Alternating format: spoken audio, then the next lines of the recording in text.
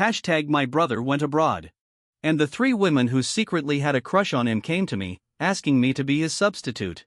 The female CEO bought me a house and a car, the rich heiress lay in my arms singing love songs and playing games. And the cold beauty patiently guided me in writing papers and doing research. I knew that their kindness was only because of my brother. I never thought too much about it, just diligently played the role of a substitute. Until my brother returned home, who knew that after I collected the compensation I vanished without a trace. Yet they regretted it. Hashtag chapter 1. I was my brother's substitute. After he went abroad, the first one to come find me was the female CEO Willow. She exuded a sharp chill as if she had lowered herself, throwing a contract onto the table and saying, "Sign it. I don't want to force you to drop out of school." I agreed. The second was the rich heiress Maria. She drove a fiery red Lamborghini and stopped at the place where I worked part-time, dragging me out of the store. Pinching my chin, she stared at me for a long time before saying, "You really look like your brother." I said, "You want me to be the substitute, don't you?" She smiled. "That works too." The third was Sophia. She never explicitly mentioned the word substitute. But after my brother left, she took me to write papers and do research, and often lost herself staring at my face.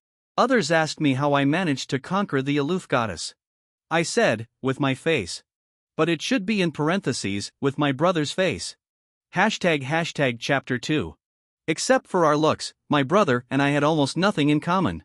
He did things boldly and swiftly with an extraordinary presence. I, on the other hand, was always slow. To put it nicely, I was just a smooth and gentle guy. To be a good substitute, I tried imitating my brother's words and behavior. But they were not satisfied. Willow sneered, saying my imitation was clumsy and boring. Maria laughed until tears came out, thanking me the low-budget version for bringing her endless amusement. Sophia silently watched me for a few seconds, then frowned her beautiful brows and scolded me as disgusting. I reflected bitterly. The substitute market is too competitive these days. If I didn't upgrade myself in time, relying only on this face, my competitiveness was actually pretty average. I see that someone is already preparing to undergo plastic surgery to look like my brother. After pondering all night, I had an epiphany. They liked my brother and hoped my brother would like them too. But my brother was focused only on his career, never dabbling in romance. He didn't even have a single female friend around him. Whereas I, since childhood, had always been surrounded by beautiful girls, often making them giggle with joy. I thought, they must like it even more if my brother could coax them, right? Hashtag chapter 3. It was the second year of me being a substitute. When Willow called and asked me to come over, I was at Maria's house playing games with her. She asked, "Where are you?" Maria was deeply focused on the game, not looking my way, so I answered honestly, "At a friend's house playing games." Willow hung up and sent me the address for this meeting. It was a newly opened art gallery. I glanced at the clock on the wall and was speechless. It was already past 10 at night, going to see paintings instead of sleeping. Wasn't this purely unreasonable? A transfer notification popped up. Alipay deposit, 100,000 yuan. Right, this was something only an art enthusiast with pure passion could do. Just as I was feeling pleased, Maria pulled me toward her. She leaned on my shoulder and casually asked, "Who called you?" I said, "My dad won 100,000 yuan in the lottery and told me to come home." Maria clearly didn't believe me, but she didn't press further. She simply dragged me to play 3 more rounds before letting go. She wasn't someone easy to fool. Sure enough, when I reached the door to put on my shoes, she suddenly asked, "Was it Sophia?" Sophia was the one I had the most contact with, so it was normal Maria suspected her. I nodded readily. The experimental data had issues, she asked me to go back and fix it. I was afraid you'd overthink, so I lied. She smirked faintly, "What's there to lie about? Do you think I care?" I lowered my head, pretending to be very hurt, and whispered, "I'm sorry, it won't happen again." Without waiting for her response, I turned and left.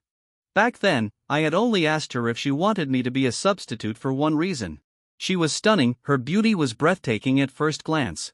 Especially her eyes, which seemed to hold galaxies within, radiant with confidence.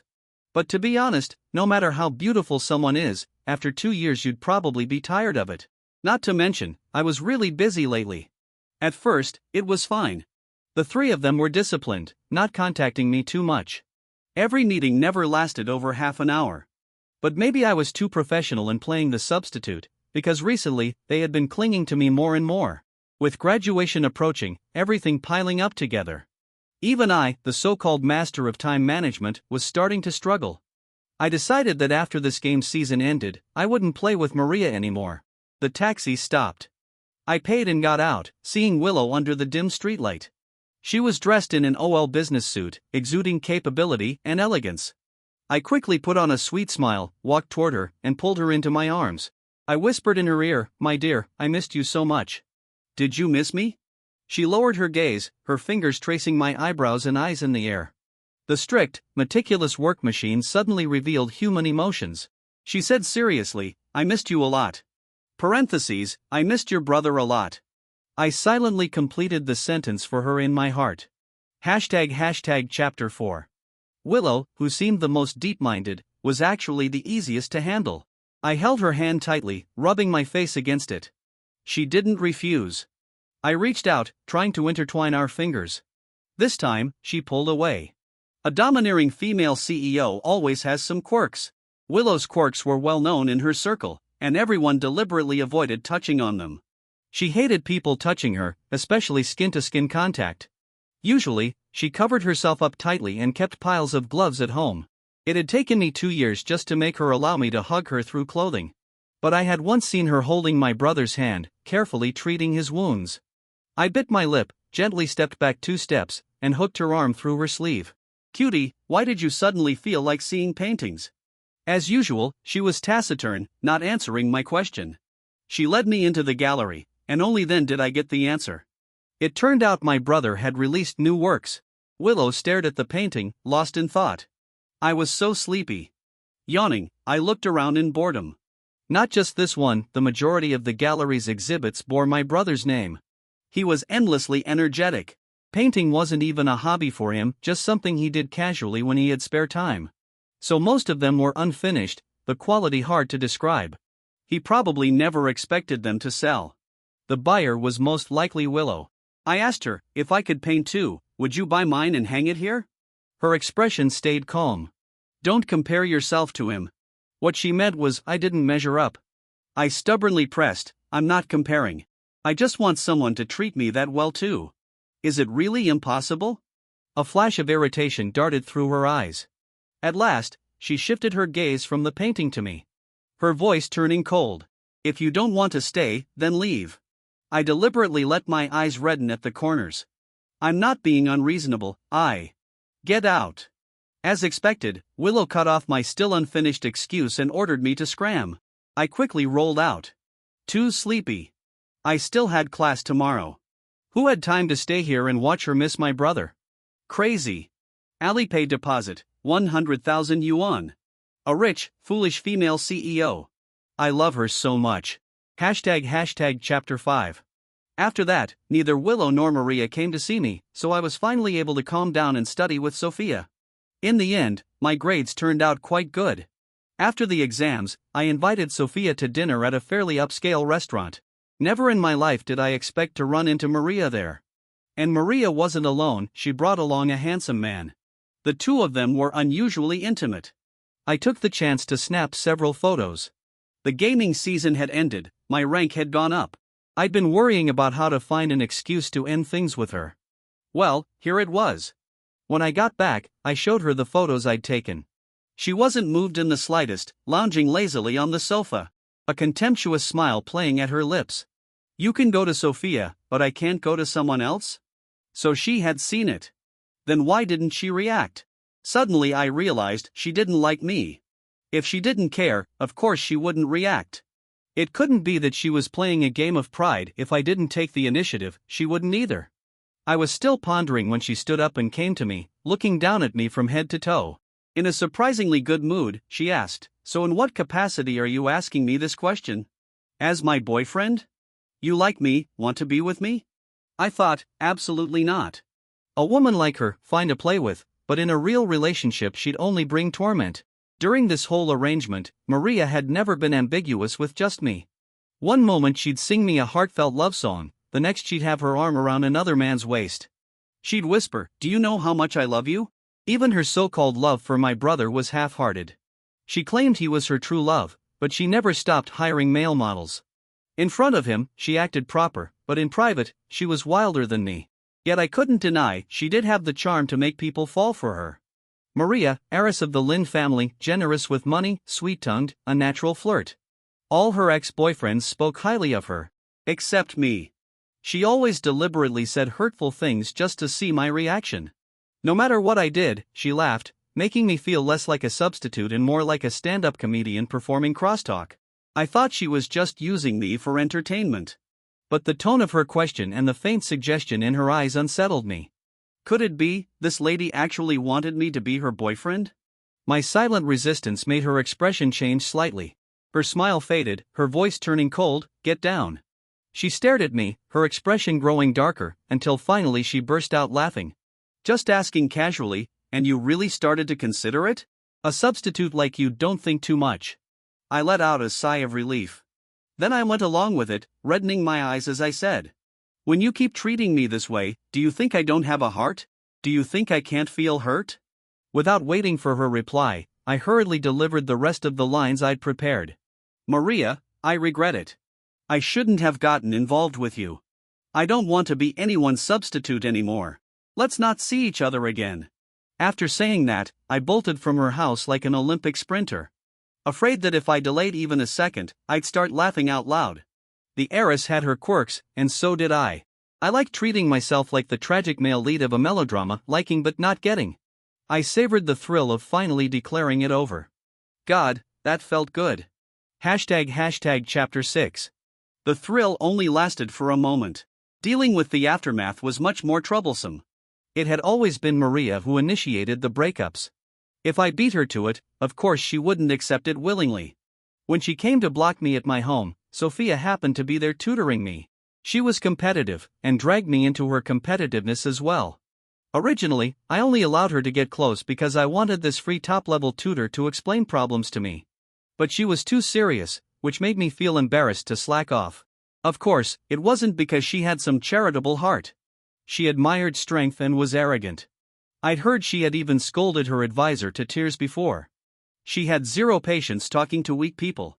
That weak included me and all other ordinary folks with average intelligence. Now, the fact that she could tolerate my pestering, praised me for having talent. She would seriously teach me, still for the sake of my brother. She didn't want me to embarrass my always top-ranked brother. And I had to admit, she did have real ability. In 2 years, she helped me secure the #1 spot. I even gained the qualification for guaranteed graduate admission. After finishing an explanation for a problem, she once again stared at my face in a daze. I adjusted my angle to make myself look more like my brother. The heat in her gaze was completely unrestrained, burning in a way that clashed with her cold demeanor. The silence was shattered by loud, heavy knocking. From the sound alone, I knew it was Maria. Sophia asked who it was. I said it was a neighbor, maybe someone downstairs whose car wasn't parked properly. She moved as if to get up and go with me, but I pressed her back down, refusing to let her. The moment I opened the door, I saw Maria dark, furious, her expression twisted. She sneered. Took you long enough to open the door. Who's inside? Afraid I'd see? She shoved past me into the apartment like a wolf patrolling its territory. Just then, Sophia heard the commotion and walked out of the bedroom. The two of them locked eyes. Maria laughed in disbelief, her anger only rising. My scalp went numb, and I silently stepped back. Sophia pulled me behind her protectively. Maria, this is your idea of manners? Breaking into someone else's home. Maria tried to drag me out from behind her, but Sophia pressed her back, blocking her attempt. Grabbing Sophia's wrist, Maria snapped impatiently, I'm here for my boyfriend. What's it got to do with you? Sophia turned to look at me. Do you like her? I instinctively showed a bitter smile. But then I remembered I was no longer a substitute. I didn't owe Maria any professional ethics. So I bit my lip, shrank timidly behind Sophia, and whispered, I don't know her. She's making things up. Maria gritted her teeth, so angry her eyes even seemed a little red. George, come out. Let's talk properly. After all, looking for a substitute was hardly something to be proud of. ## Chapter 7. I was certain Maria wouldn't dare expose what happened between us in front of Sophia, who also secretly liked my brother. And Sophia, being upright, had never bluntly told me to act as a substitute. We were clean and innocent, Maria wouldn't suspect I had anything going on with her. So I said righteously, there's nothing for us to talk about. Then I tugged at Sophia's sleeve, deliberately playing weak. Sister Sophia, she's so scary. Should we call the police? Maria's face turned darker than the bottom of a pot, and she spat out 3 consecutive good. Good. Good. Her dangerous gaze fell on me. Scumbag. You said I was the only one, said you only liked me, was that all a lie? Her expression looked like she wanted to kill Sophia first, then me. I said blankly, why are you angry? Don't you remember how you reacted when I said that? Back then, she had laughed so hard she nearly fell over, saying my lines were too outdated. Then she warned me never to say such things while wearing my brother's face, it didn't fit. Maria clearly remembered too. For a moment, her expression faltered unnaturally. I puffed myself up for a second before shrinking back behind Sophia. Sophia seemed quite satisfied with my performance. She squeezed my hand, as if to reassure me. Then she looked Maria straight in the eye. Please leave. Just then, my phone rang, and both of them glanced over. Willow's name was saved simply as her name. In a panic, I tried to hang up but accidentally pressed answer. I'm downstairs at your place. Come out. She hung up. The words were quiet, but they roared in my ears. I was caught between 2 women. It felt like I was doomed. But not without hope. Willow's voice had sounded strange today, thick with congestion, weary and husky. They probably hadn't recognized it. Heaven help me. I glanced at my phone, feigned panic, and hurried to grab my bag. The sudden change of events stunned both of them. When I tried to leave, Maria blocked me. What are you doing? Why so urgent? I skillfully made myself look frantic and shoved her. Move, my dad's in trouble, he needs me right away. Maria softened instantly. Don't cry, I'll go with you. No. Just move. Maria still insisted on coming with me. I turned my head towards Sophia with a pleading look. Sophia's cold eyes lingered on me for a few seconds before she stepped forward and held Maria back. I didn't know whether she noticed Willow's name on my screen. But since she chose to help me, that meant it was something to deal with later. Right now, Willow was what mattered. My ancestor without a drop of shared blood. I rushed into the car, still breathless, and blurted out, Willow, you finally came to see me. I'm sorry, that day I. Sign it. I froze. Willow's eyes were closed, her long, thick lashes casting shadows over the faint bluish tint beneath her eyes. She looked fragile and exhausted. I glanced at the contract by her side. If I signed it, 2 downtown apartments and 3 luxury cars under her name would all be mine. On top of that, there was a check. Blank. Meaning fill in whatever I wanted. I heard my own voice tremble. Willow, what is this? Luis is coming back next month. She lifted her gaze to me and continued, her voice devoid of emotion. It's time to settle accounts. ## Chapter 8. I almost wanted to cry. Cry out of excitement. I guess I was just inexperienced. When I was little, I was kidnapped by human traffickers. I wasn't brought back to the Wang family until I was 16. I never fit in with the Wang family. I wasn't smart, not as outstanding as my brother.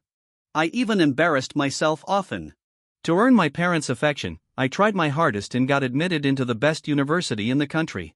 But they weren't happy, because I had gotten into the worst major there.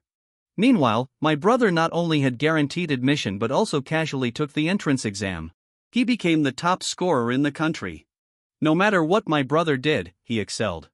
And me, the only area I slightly surpassed him in was dating. Later, I accidentally overheard their plan. They wanted me to marry a woman 10 years older than me, someone whose looks and character I didn't even know, as part of a business alliance.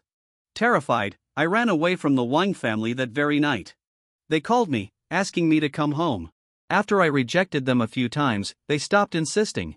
My brother was actually kind. When he found out, he fought with them bitterly. Then he came to see me at my rented apartment. He handed me a bank card. There was money inside, but I never used it. Everything has a price. Something given, something owed. I didn't dare touch it. But I wanted money. I wanted a home. I wanted to buy a modest house, a place not too big or too small. Somewhere I could curl up after work and sleep in peace without worrying about being thrown out. I thought it would take me a long time to achieve that dream. I never imagined Tears welled up as I looked at Willow, my voice trembling as I asked slowly, "Really? It's all over?" Willow didn't answer. It was as if she didn't want to look at me, or perhaps she was just too tired to speak. I should have acted a little more, but these things were far too tempting. I couldn't resist. I signed immediately. Signed fast, as if I had been impatiently waiting for this day all along. Willow turned her head slightly. That was when I realized something was wrong. If she gave me so much, there had to be a perfect ending to it all. Clutching the contract, I squeezed it so hard the paper wrinkled in my grip. It hurt like hell. With an ugly smile, I forced the words out, "After the settlement, will we still be friends?" Willow said, "Not friends. So, strangers, then." As expected of a domineering CEO, cutting ties so decisively. I gave a bitter laugh and nodded. "All right, I understand. I wish you happiness." Maybe because she was sick, she was even quieter than usual, offering no response. Or maybe she just couldn't be bothered. Now, I wasn't a substitute anymore, just an irrelevant stranger. And she wouldn't say much to a stranger. I opened the car door, walked a couple of steps. Then suddenly wanted to look back at her. That day, she had clenched a cigarette between her teeth to threaten me into being my brother's substitute. Today, at the end, it was still the same after I left. She lit a cigarette and smoked harshly. As if she hadn't expected me to return, she choked on the smoke, covering her mouth as she coughed. I leaned back in through the car window, took the cigarette from her fingers. I stubbed it halfway, pocketing the remaining half. "Smoke less. It stinks. My brother doesn't like it." "And what about you?" she asked out of nowhere. I chuckled lightly. "Doesn't matter, does it, President Lou?" The color drained from her face. I had never thought the word wilted could describe her. Her sorrow came so suddenly, so inexplicably. The old me might have overthought what her emotions meant at that moment. Not anymore. Strangers, what was there to say? ## Chapter 9. I never went back home. Maria nearly blew up my phone. Even after I blocked her, she always had new numbers. Later, I finally changed my SIM card to get some peace. With Sophia, I kept my words measured. The closeness we had built up over 2 years, I pushed it all back myself. She asked if I needed help. I said no. She asked why I knew Willow. I said it was none of her business. After that, she stopped saying anything at all. I began preparing for going abroad. Our school had a study abroad program. Before, I had given it up painfully in order to save money for a house. But now, with the house secured and money enough, I gathered all the materials and submitted them. As expected, the review passed. The day I flew abroad happened to be the same day my brother returned to the country. His flight was in the morning, mine was in the afternoon. But I was pressed for time. I couldn't meet him in person again. So I stuck to the plan, asked my friend to return to him the bank card he had once given me. I didn't tell anyone I was leaving. Right before boarding, a flood of messages suddenly popped up on my phone. "That day you went downstairs, was it to see Willow? George, where are you? How dare you two-time us? You're dead. It was obviously Maria. I was baffled and couldn't help but reply, "What do you mean two-timing? It's not like we were seriously together. Why be so mad?" She immediately called. I hung up. She called again. Finally, I threatened her. "Call again and I'll block you. What's your relationship with Sophia and Willow?" "None. None? Then why did Willow say you're hers?" I wasn't surprised that they found out I had been substituting for all three. My brother loved crowds, was well liked. Of course his return had to be celebrated with a big welcoming banquet. Sophia, Maria, and Willow were closest to him. When the three of them met, it was inevitable that something slipped. What did surprise me was Willow's words. Clearly we had settled things, so why would she still say that? "Go ask Willow. Where are you? I'll come find you. I blocked her. Even Sophia's long quiet chat box lit up with messages. "I'm very disappointed. Why didn't you tell me about you and Willow and Maria?" Sophia had helped me a lot, so I replied patiently. "Because you're just like them. You only like seeing me wear this face, doing the things my brother would never do, and enjoyed feeling adored and close to him. Since you knew, why did you still approach me?" "Because there weren't many people who treated me well. You were one of them." I typed that out, but it sounded so melodramatic even I laughed at myself. So I deleted it and retyped "we both just got what we wanted." She never replied again. From Willow, there was no message. But an older student I knew who worked under her called me. "George, where are you now? The company is hiring, the benefits are good. Do you want to try?"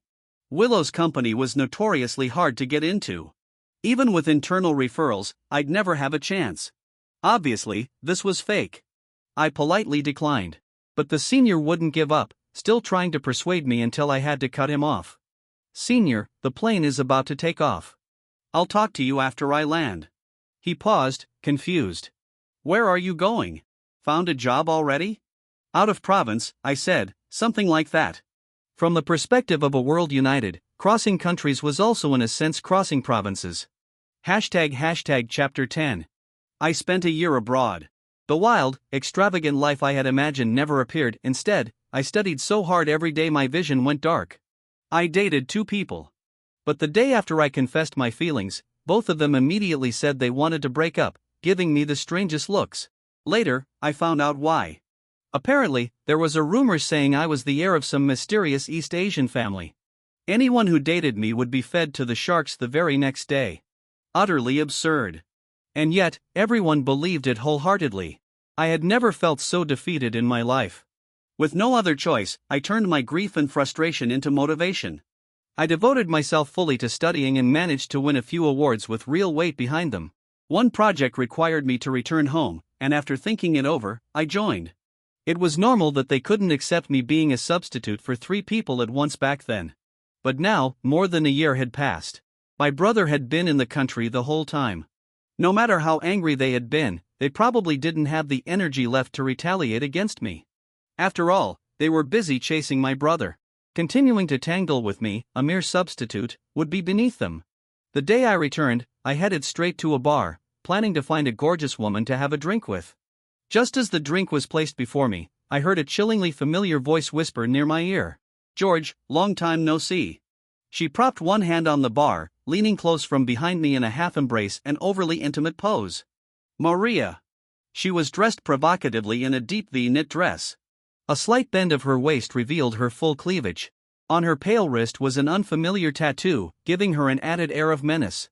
I calmly signaled the bartender to make her a drink too.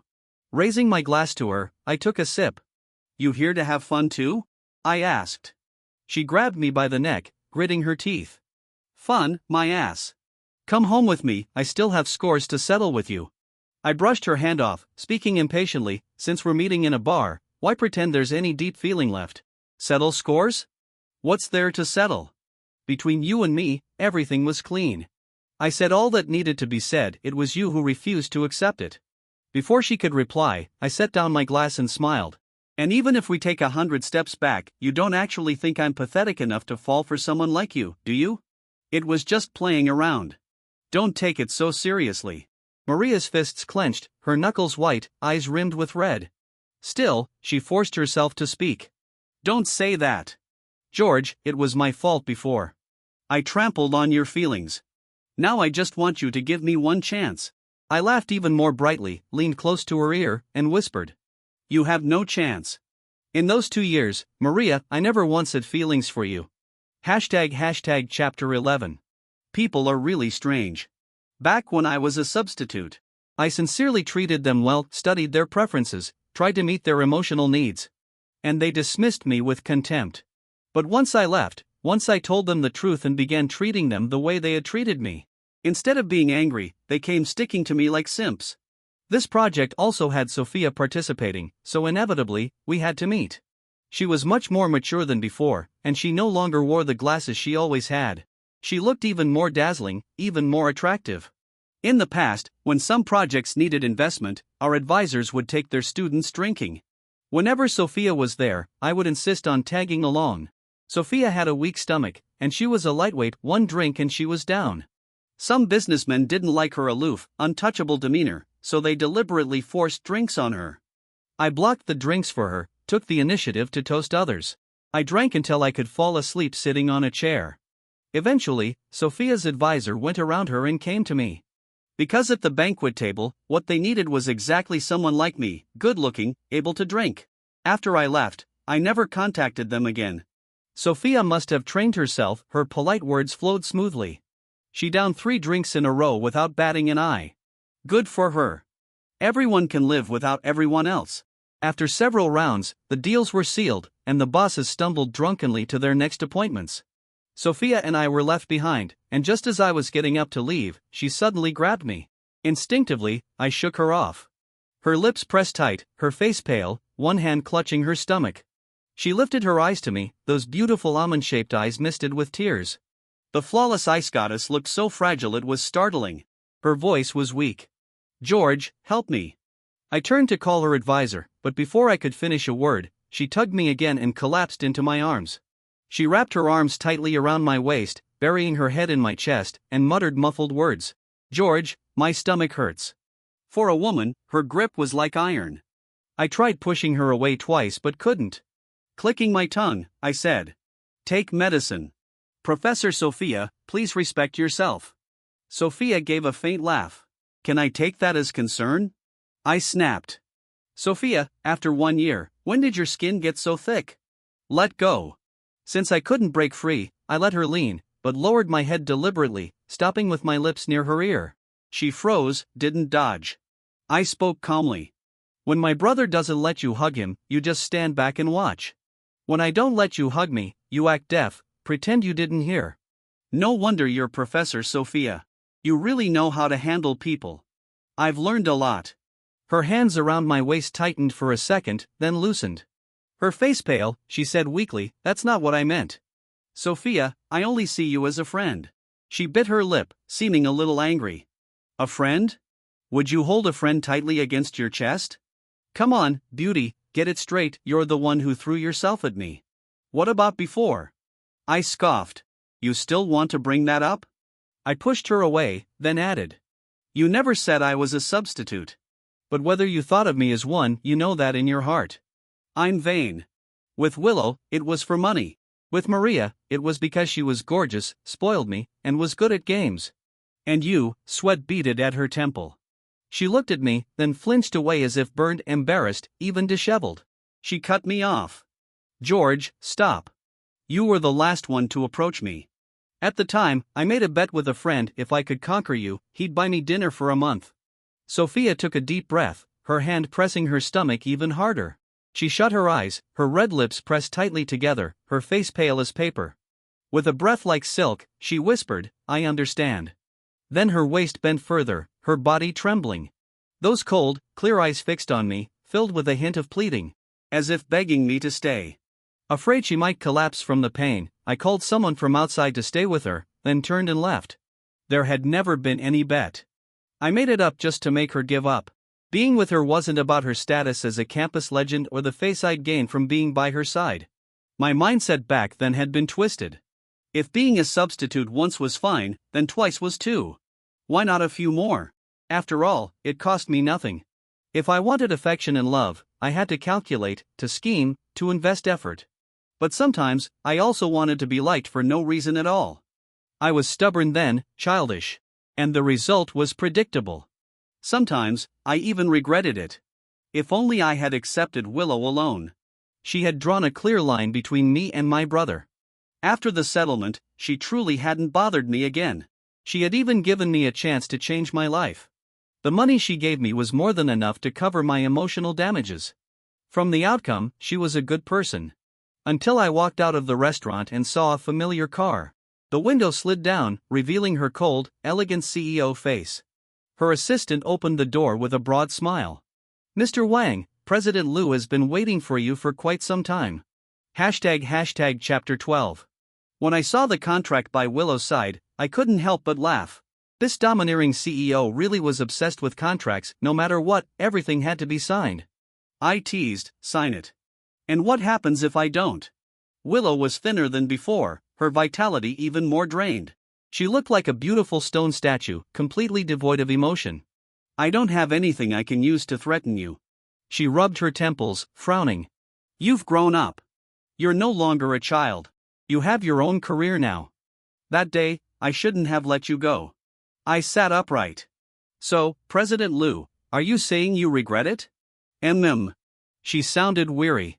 "Honestly, I couldn't understand what Willow meant anymore. None of the three of them were fools. Back when I was a substitute, maybe they were fooled into thinking I really loved them. But once the three of them met, the truth naturally came out. Maria sought me out of unwillingness. Sophia probably missed the version of me who treated her well. But Willow, why? Even just the crumbs of wealth that slipped through her fingers were enough to change the fate of someone ordinary like me. Enough to make me worry-free for life. Now that the substitute market was so competitive, without true feelings or the willingness to debase myself as a simp, I had no competitiveness left. I looked at her in confusion. So what does President Liu mean? My brother is already back in the country, are you still looking for a substitute? Not a substitute. A lover. Not a lover. A secretary. Assistant. No. I never considered bed partner. She didn't have that kind of capability. Holding hands was enough to make her nauseated. I fell silent. Why stop guessing? I said, because I can't guess. She chuckled. Can't guess or don't dare to guess? Don't want to guess. I kept a cold face, reaching for the car handle. It's an honor to meet with President Liu, but since I don't know what you mean, and it's already late, I'll be leaving now. Goodbye. She propped her head on her hand, watching me lightly. She said nothing, but the look gave me an ominous feeling. Sure enough.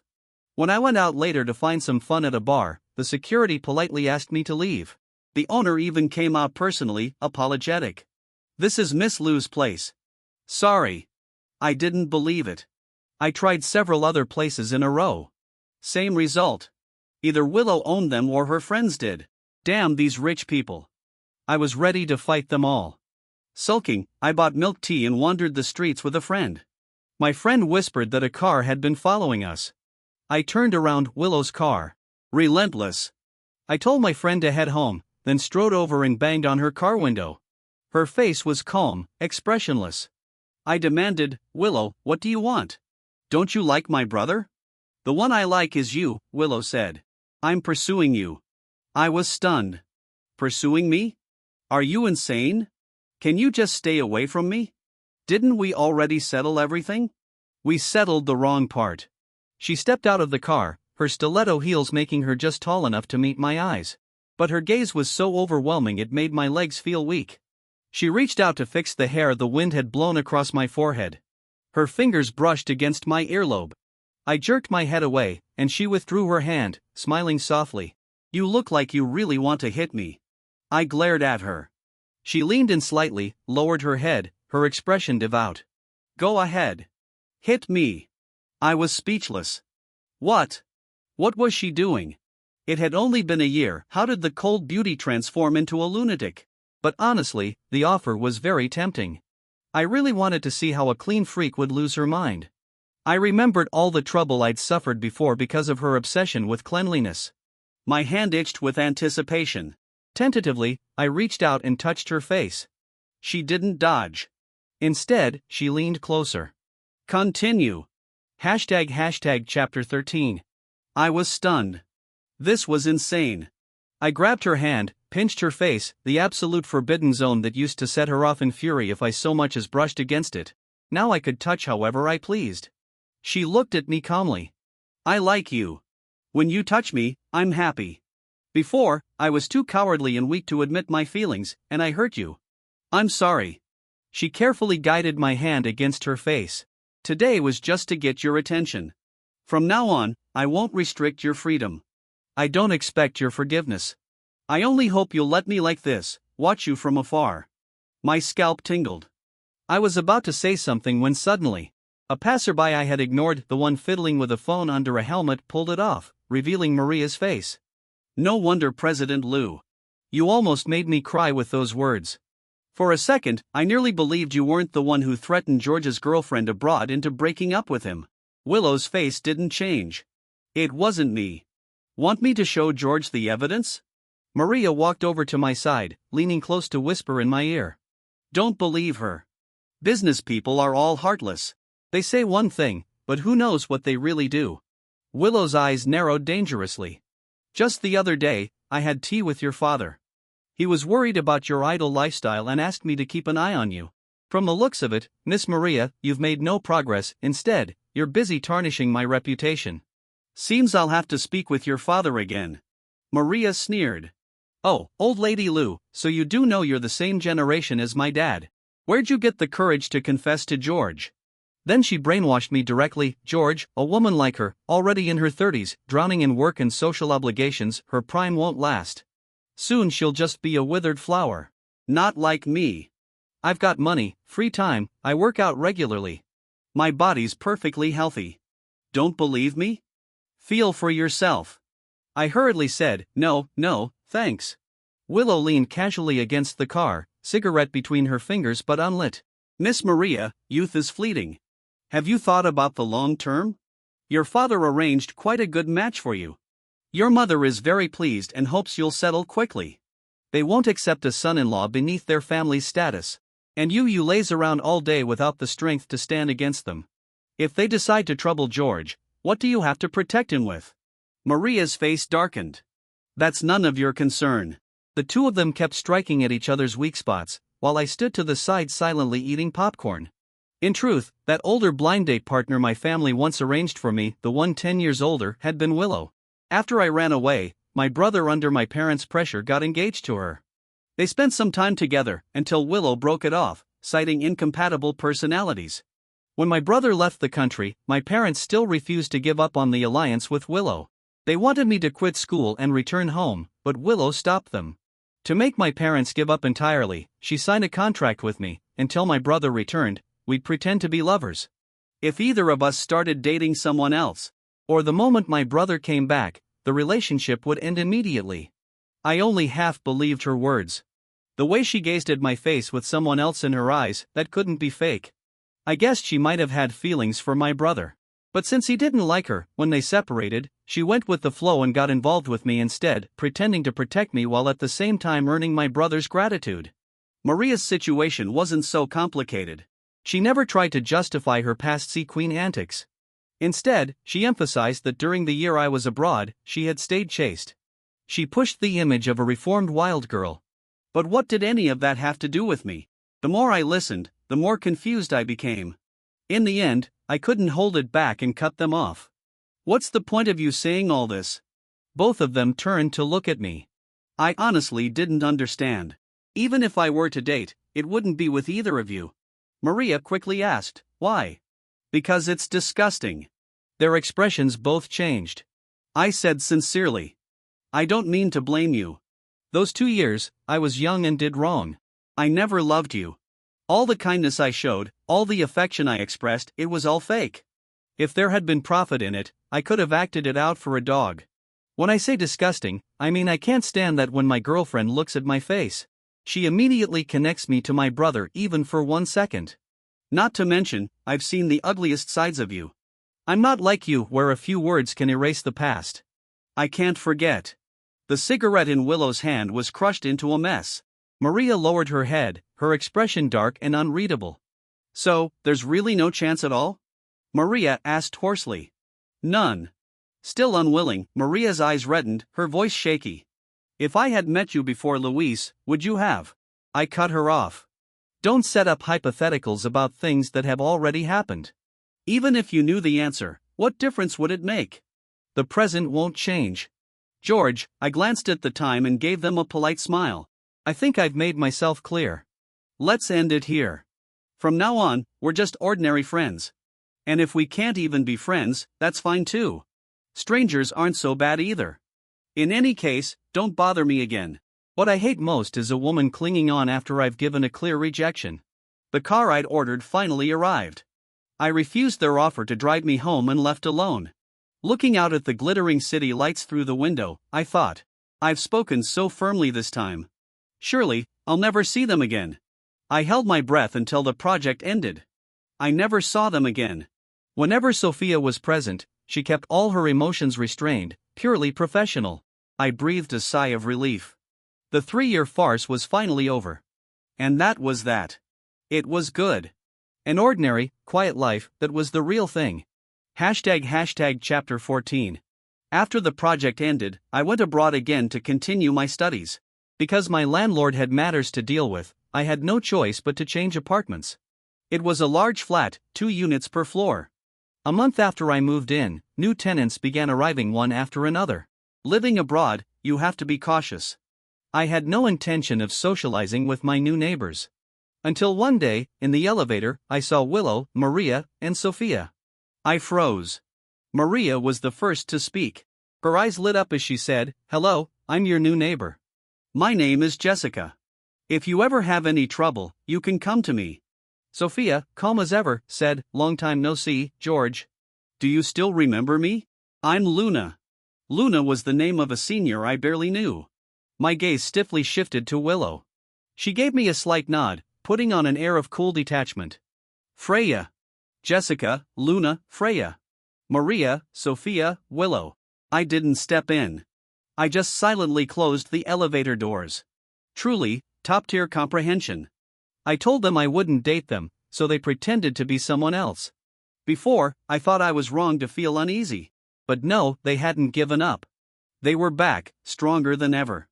This ridiculous, chaotic farce was far from over.